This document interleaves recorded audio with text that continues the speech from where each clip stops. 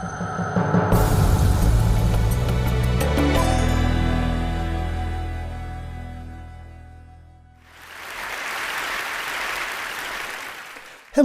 and welcome to Shed Talks, a series of talks from my shed. I think we've already established that I watch a little bit too much TV. Along with all the movies, I must admit I enjoy a good drama, preferably a crime one.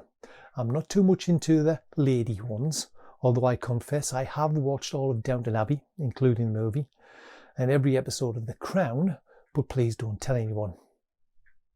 I can remember reading of research done by someone who obviously had way too much time on their hands, that there are only 6 basic plot lines, and that all the movies and TV series ever done have been a variation of one of those 6.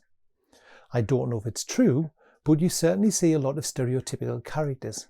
The hero, the underdog, the damsel in distress, the psycho, the generous benefactor, and of course the avenging angel. Another character who pops up regularly is the spoilt brat. You know that person.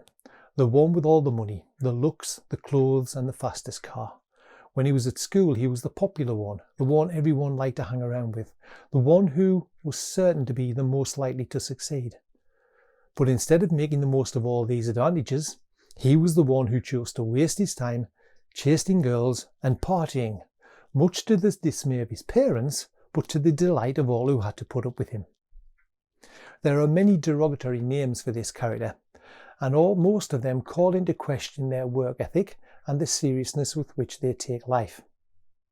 And yes, it's a dramatic stereotype, but if I'm honest, I knew and still know some people like that, and I wouldn't be surprised if a face or two comes to mind as you think about it. Occasionally the thought of what I could have done if I'd had those same advantages crosses my mind, although chances are I probably made a mess too. There are many people who have started with great advantages and have then just totally lost it. Looking at the Bible, one such example and a personal favourite of mine is Samson. Mighty Samson, who has never lost a battle, is captured by a woman, tortured by his enemies and enslaved until his death. The mighty warrior who kills scores of his enemies with his bare hands trips up on the most obvious ploys. The one who was dedicated to God's service for the purpose of saving his people ends up in bondage to the very people he was intended to conquer. What was he thinking? How could he have subjected himself to this kind of trickery? Hadn't Delilah asked him repeatedly about the secret of his strength? And why couldn't he see where this was all leading? Did he forget that the Philistines had come into her house and tried to capture him before? Or did he just enjoy playing this game, knowing that he couldn't lose? The sad fact is that Samson, and this is probably why I like him, is just as human as you and me. He allowed his eyes to lead him astray, and he allowed his pride to do the thinking for him. In some ways, he was a victim of his own success, and he learned the hard way when it mattered most. So what can we learn from Samson's story? Are you someone who squandered your advantages and made foolish choices?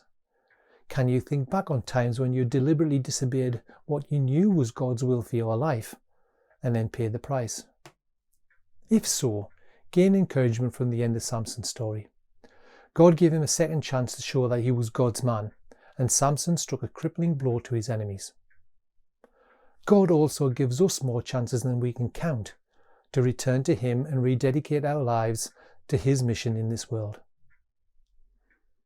Our questions for this week are: Question 1. Why was it so easy for Samson to ignore his greatest weakness? Question 2. How would you describe your greatest weakness? And question 3. How could God help you turn your weakness into a quality he can use in his great strength? As always, comments and questions can be posted in the section below. Have a good week, and don't do anything that Samson would have. See you next time.